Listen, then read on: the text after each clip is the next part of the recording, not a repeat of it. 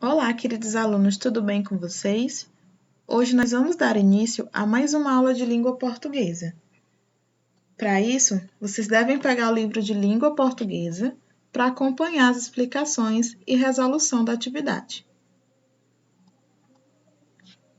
Hoje nós vamos responder juntos uma atividade treino, que será das páginas 46 até a segunda questão da página 50. Fiquem atentos e vamos lá! O nosso conteúdo de hoje será sobre variedades linguísticas. Observem que nessa imagem nós temos vários falantes da língua portuguesa. Cada falante tem uma personalidade, um modo de falar, um modo de se expressar, pertence a uma região, a um estado, tem uma diferença socioeconômica, de idade. E todas essas variações, essas mudanças, essas diferenças fazem parte também das variedades linguísticas. Mas afinal, o que são variedades linguísticas? São os diferentes modos de usar uma língua, relacionados a fatores como lugar de origem, a idade, o sexo, a classe social, o grau de escolaridade dos interlocutores. Então, a idade, o nível de escolaridade, o lugar de origem do falante, tudo isso vai interferir no modo como ele vai se expressar e como ele vai utilizar a língua. A norma padrão é um modelo abstrato da língua, instituído na tentativa de normatizar com leis ou regras os usos de uma língua falada ou escrita. Na norma padrão, aqui a gente vai ter como exemplo a gramática. A gramática é um livro que nos ensina as regras, as leis de como a língua deve ser falada ou escrita. A norma padrão ela é vista quando a gente começa a estudar, porque nós utilizamos a língua oral desde cedo, antes mesmo de entrar na escola.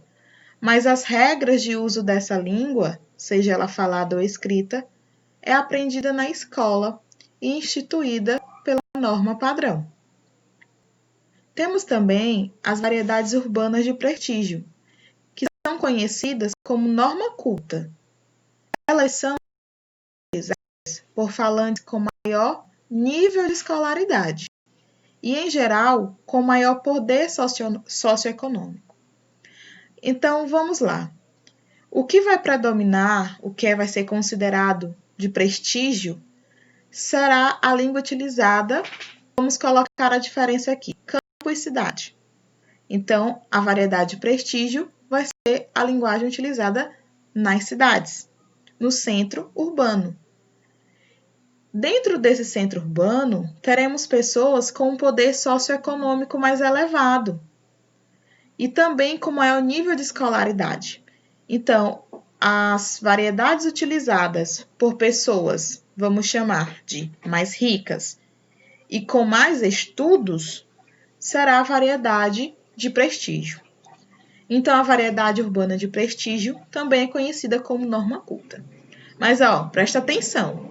Norma padrão não é a mesma coisa que variedades urbanas de prestígio.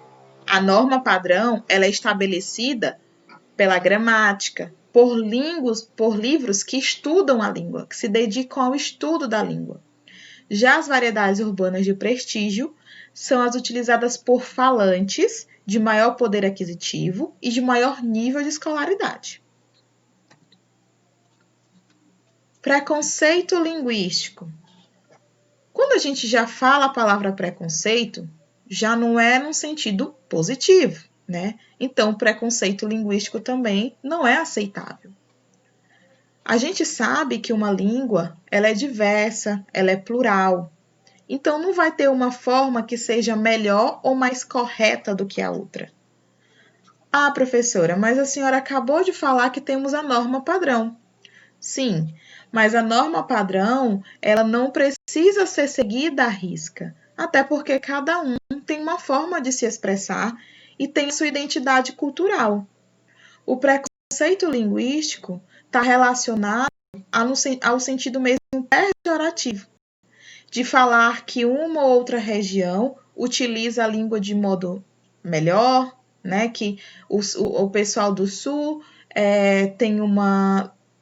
utiliza o português, é mais bonito, é melhor do que, por exemplo, o fala do piauiense. Não existe isso. Uma pessoa ela não pode ser ridicularizada pelo seu jeito de falar. Até porque, se ela se expressa ou se ela fala assim, é porque também é utilizado pela maioria das pessoas com quem ela convive. Então, naquele meio, não é errado.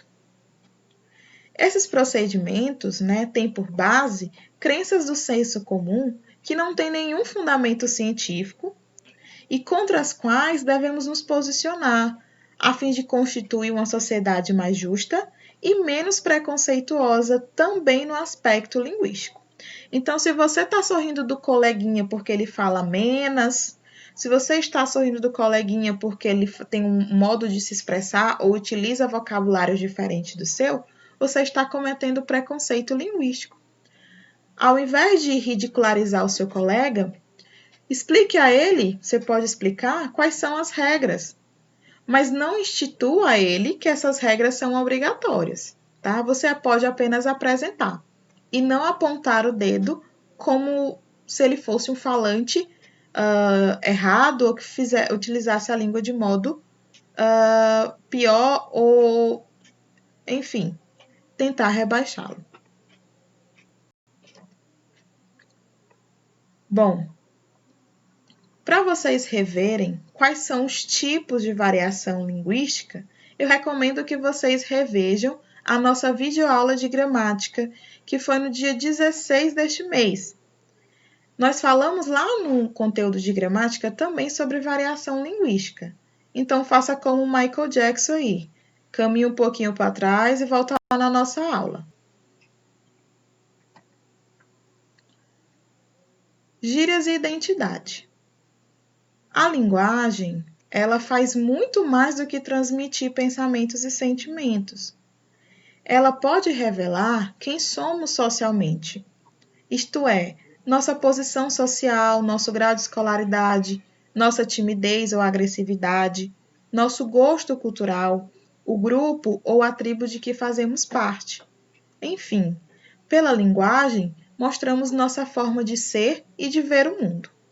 Na tira abaixo, por exemplo, palavras e expressões como firmeza, é isso aí, de boa, tô ligado, beleza e fala sério, contribuem de forma bem-humorada para a construção de uma identidade descolada, jovem, da comunidade dos micróbios que vivem no estômago da vaca.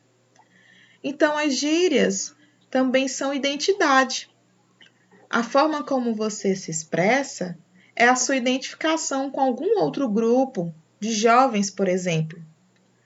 As gírias elas servem para identificar alguns grupos, por exemplo, de surfistas, de pessoas que gostam de usar a internet, então os skatistas.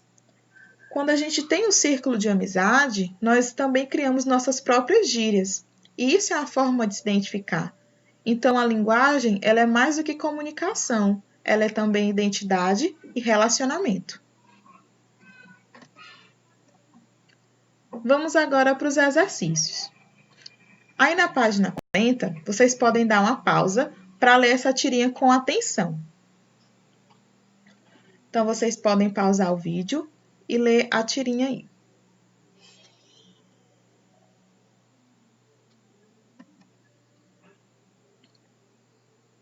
Vamos lá. A tira satiriza o emprego da tiponite e do gerundismo. Letra A. O que é tiponite? Tiponite, segundo a tirinha, é o hábito ou vício de empregar no discurso, a toda hora e sem necessidade, a palavra tipo, criando assim um ruído na comunicação. Muitos de vocês, na idade de vocês, costumam utilizar a palavra tipo. Tipo, Aí aconteceu isso, isso e isso. Tipo, eu não gostei. Mas tipo, tudo bem. Então, na tirinha, ele brinca com isso e chama de tiponite. B. Sabendo-se que o sufixo it é empregado em nomes de doença como apendicite e amidalite e significa inflamação, conclua. Qual é a visão do autor da tira a respeito da tiponite? E aí? Tipo mais it, o que será? Qual a visão, a perspectiva que o autor criou? A visão de que a tiponite é um vício, uma espécie de doença que prejudica a comunicação.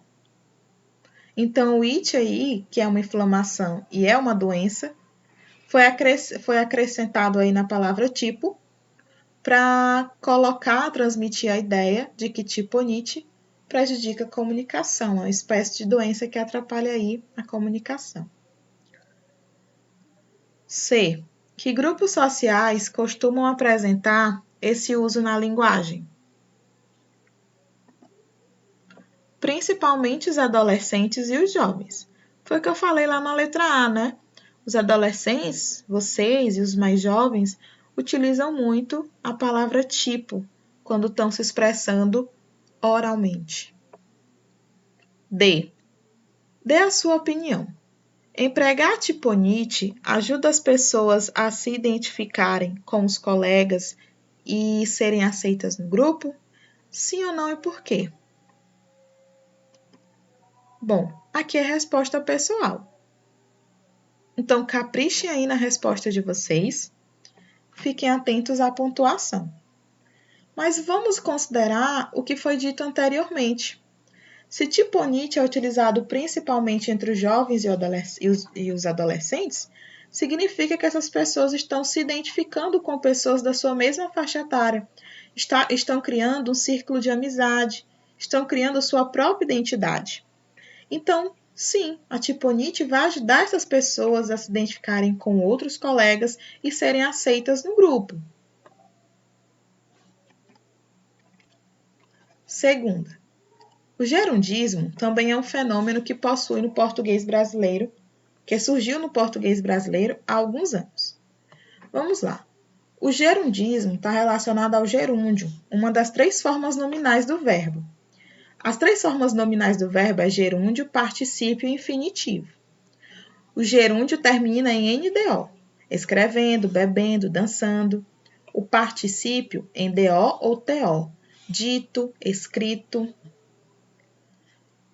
E o infinitivo termina em R, em uma das 3 conjugações verbais: dançar, beber, surgir. Enfim, as 3 formas nominais do verbo, elas não indicam tempo, elas não indicam número e nem pessoa. Elas são utilizadas para formar uma locução verbal. Elas são utilizadas no verbo principal dentro de uma locução verbal. Mas, no português brasileiro, há alguns anos, o gerundismo, que termina em NDO, vem sendo utilizado para indicar, né, um tempo aí. Letra A. Em que consiste esse fenômeno? Acabei de dar uma pista para vocês. Consiste em empregar, sem necessidade, o gerúndio para designar uma ação futura. B. Em que casos o gerúndio pode ser empregado normalmente sem caracterizar gerundismo?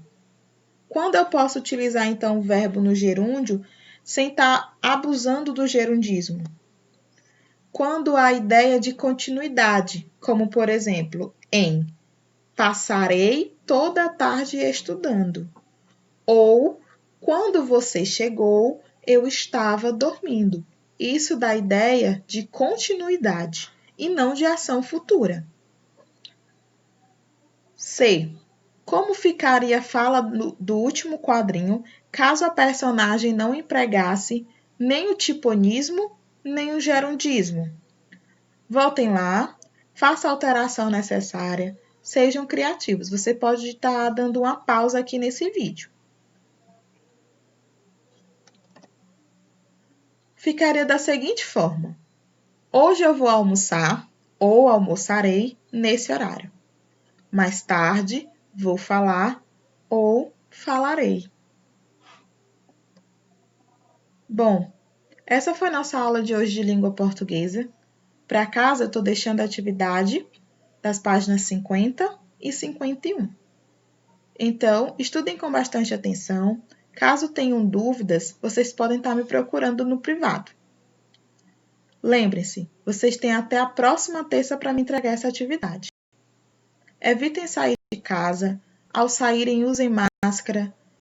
E lá fora, usem álcool em gel para higienizar as mãos. Mas em casa, higienizem com água e sabão.